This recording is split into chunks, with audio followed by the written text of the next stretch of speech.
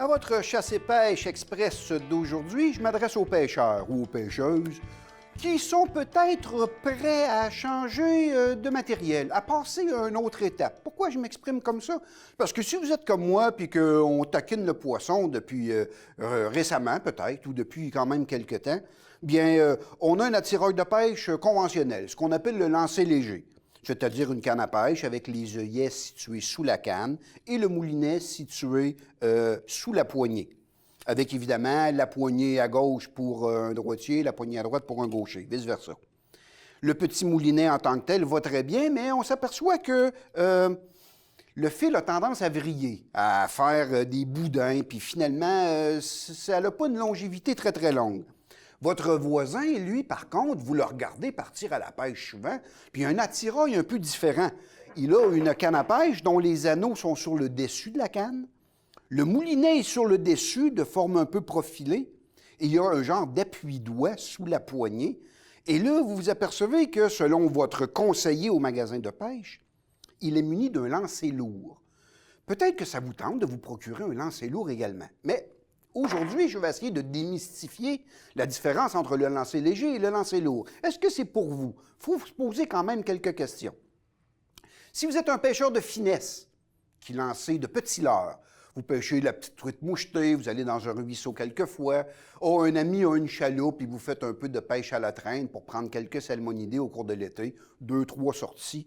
Contentez-vous de votre lancer léger et si jamais votre fil se met finalement à faire des boudins et à vriller, changez-le. Un monofilament, quelques dollars, c'est pas un gros investissement à tous les ans pour rendre notre appareil de pêche fonctionnel.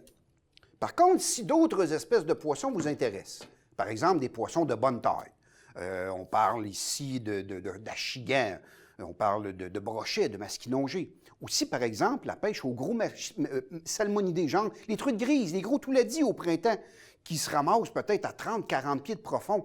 Et on doit traîner, par exemple, des leurres assez imposants, des chapelets de cuillère, ou quelquefois des plombs, des marcheurs ou des gratteurs de fond de 1 once, 1 once et demi, 2 onces, voire même 3 onces.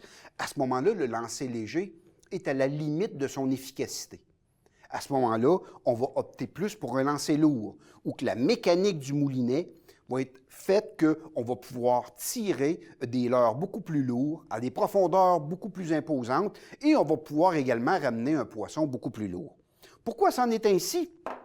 Tout simplement que la conception des moulinets, et c'est ce qui repose un peu dans l'efficacité d'une canne par rapport à l'autre. Le fameux lancer léger.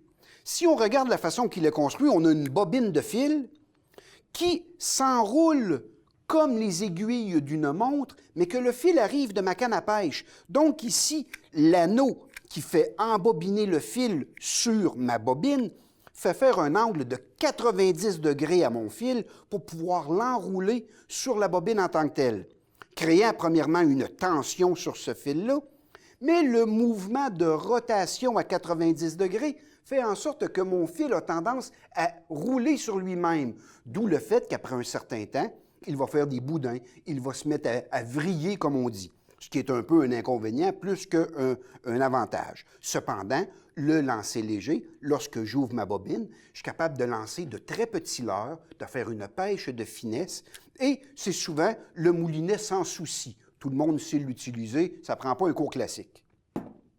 Le lancer lourd, lui, complètement différent. Remarquez que la bobine de fil roule dans le même axe que le fil qui sort de ma canne à pêche, ce qui fait que ça a une fonction de treuil. C'est un véritable winch, si je pourrais m'exprimer ainsi. Donc, un gros poisson qui mord, la force que j'exerce sur ma poignée, l'efficacité de treuil de ce moulinet-là est supérieure au lancer léger. Je n'ai pas l'option de vrille en plus, étant donné que le fil s'enroule dans le même axe que la canne. Cependant, vous attendez qu'il y ait un inconvénient. Évidemment qu'il y a un inconvénient. Lancer un leurre avec un lancer lourd est beaucoup plus difficile techniquement qu'avec un lancer léger. Parce que si, par exemple, je lance mon leurre avec un lancer lourd et que je n'ai pas mon pouce, par exemple, qui vient freiner ma bobine, lorsque mon leurre va toucher l'eau, bien, ma bobine va partir en vrille par elle-même, créant ce qu'on appelle une perruque de fil qui va vous faire probablement jurer beaucoup plus cette journée-là que le plaisir de pêcher. Donc, c'est un pensez-y bien.